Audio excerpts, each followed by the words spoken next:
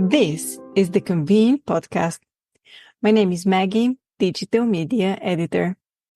What's the difference between planner respondents to this year's salary survey who are happy in their jobs and those who are not? It doesn't seem to be how they feel about the intrinsic nature of the role, which even the most satisfied planners said is challenging and demanding. It's the organizations they work for. Salary Survey 2024. It's not you. It's the company culture. Survey and analysis conducted by Convene Digital Media Editor Magdalina Atanassova. Overview written and read by Convene Editor-in-Chief Michelle Russell.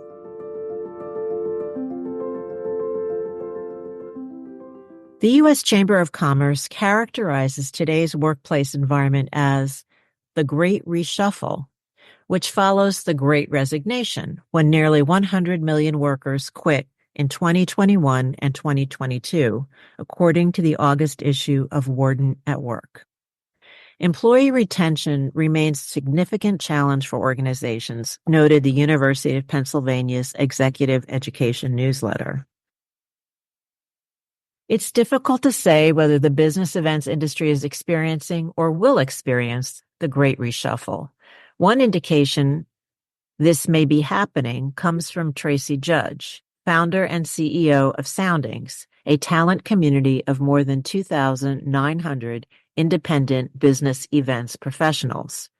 Judge told Convene that she has seen an uptick in the number of people joining Soundings who have left full-time employers to work as freelancers. And reading between the lines of this year's salary survey responses, it would seem that more people are unhappy than happy with their current employers. When we compared open-ended responses to this year's salary survey question, "What do you like best about your job?" against what respondents said in answer to the opposite question, what they like least, several themes emerged.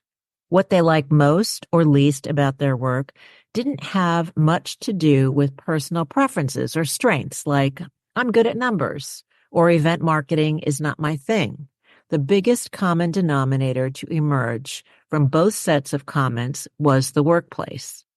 Many of the positive aspects of their jobs that planners mentioned could be attributed to a healthy workplace environment.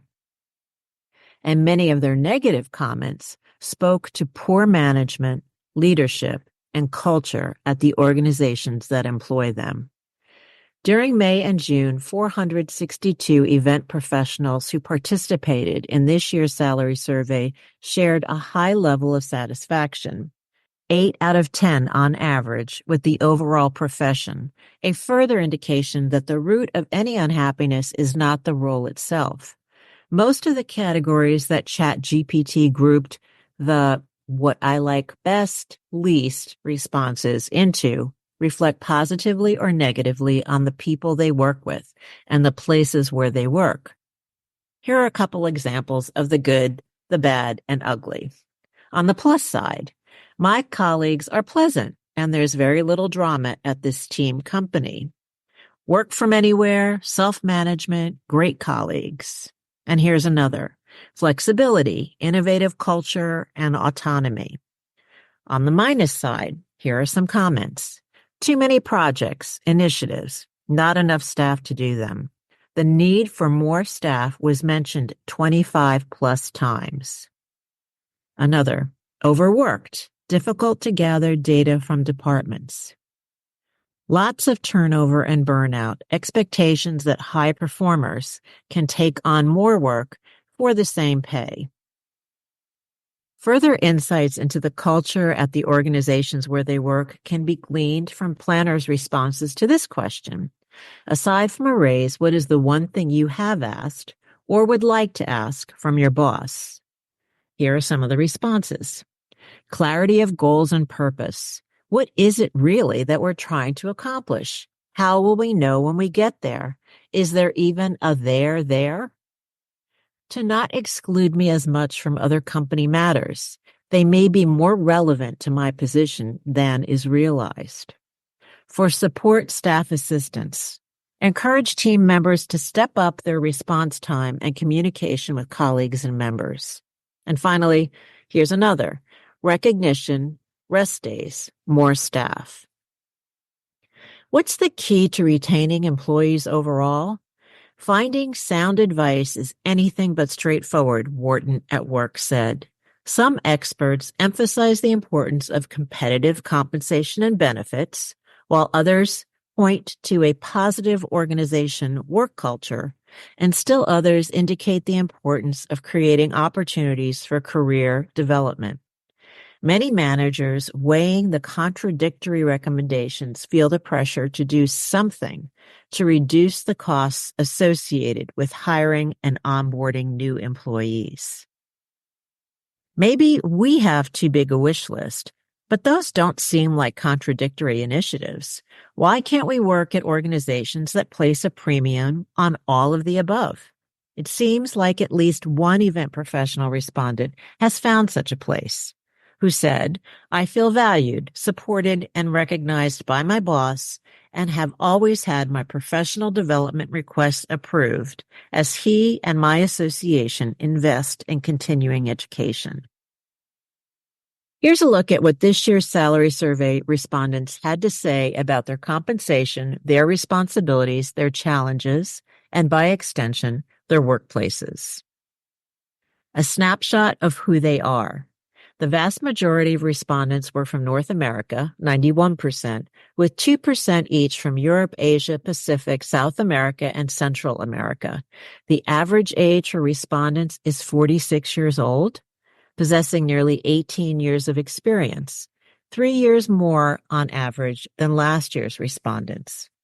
Nearly 9 out of 10 are female, 3/4 are white, 7% are Black, 1 out of 10 is Hispanic or Latina, Latino, and 6% is Asian or Pacific Islander. Who makes how much? The highest percentage of respondents, 1/3, earn $125,000 or more annually, reflecting their nearly 20-year tenure on average. Last year, 28% earned a salary at this level. This year, we also asked those who said they make more than $125,000 to specify their salary. The average of those over this mark is nearly $163,000. Nearly 1/4 of respondents earn between $100,000 and $124,999. In terms of roles, the average salary for those who identified as event marketers is nearly $83,000. For those who work for associations, corporations, government, or are independent planners, the average is $102,000 plus. The majority of respondents are at the managerial level, 36%. And their average salary is nearly $85,000. Almost 1/3 of respondents are directors with salaries around $105,000. The average salary for those at the executive or VP level, 13%, is $116,000 plus. Planners who supervise a staff earn nearly $99,000. Those without direct reports earn close to $87,000. The average annual salary for all North American respondents, $103,150, represents an increase of 6% over last year's average of $97,130. The persistent gender wage gap has widened a bit this year versus last year, from nearly 5% to almost 6%. This year, women earned on average more than $6,000 less than men. Industry cred. More than half of respondents have earned the CMP, Certified Meeting Professional, designation, and 1/4 have earned the DES, Digital Event Strategist designation. 5% of respondents are CAEs, Certified Association Executives, and 6% have earned a CMM, Certification in Meeting Management. The average salary for those with a CMP is nearly $110,000 versus those without a CMP, whose salary averages slightly above $104,000. Respondents who earned a DES have an average salary of nearly $107,000. The average salary for respondents without any designation is $94,429. 7 on a satisfaction scale. On a scale of 1 to 10, with 10 being the most satisfied, the average level of satisfaction with the respondent's salary is 7.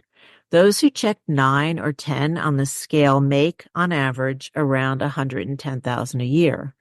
Conversely, those who rank their level of satisfaction on the lowest end, 1 or 2, earn less than half that salary, around $54,000. However, only 12 respondents gave such a low rating, making this data set too small to be considered representative.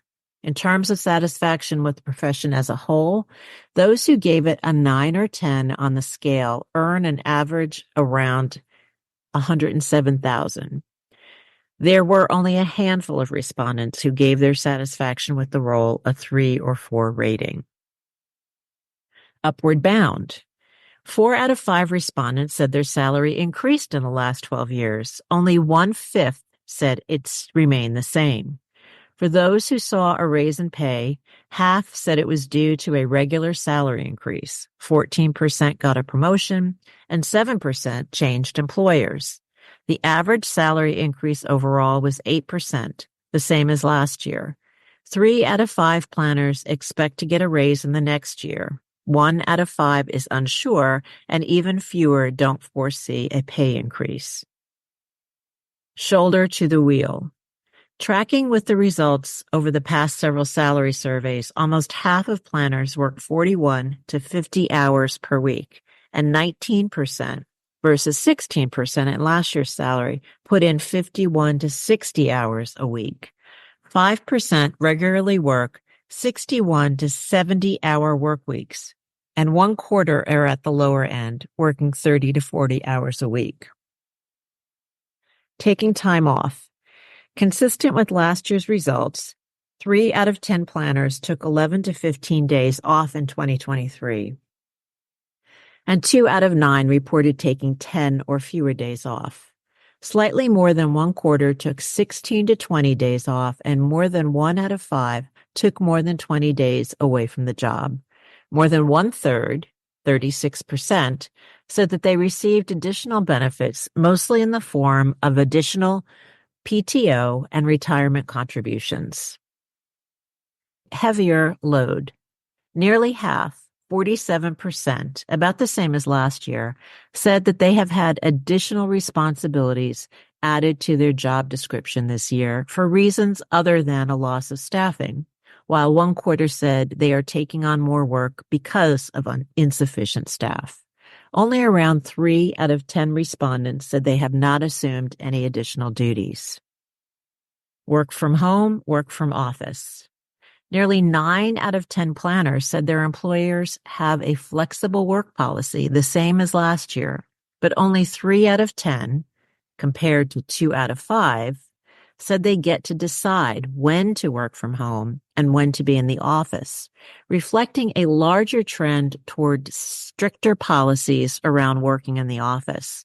37% have a fixed schedule of 2 to 3 days in the office. Continuing education. The overwhelming majority of planners, 86%, said they are learning new skills on their own. 7 out of 10 planners said their employer regularly pays for them to attend educational conferences, the very events many of them are responsible for organizing. AI, of course. There's no escaping the impact AI has had on the workforce over the past year. Around half of planners said they are using Gen AI to help them with their job, mainly for marketing, communication and ideation, and survey analysis.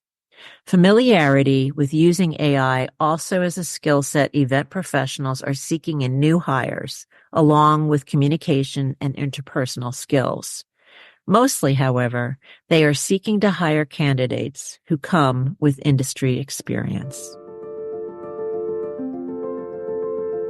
If you enjoyed this episode, do give us a 5-star review and subscribe wherever you listen to podcasts.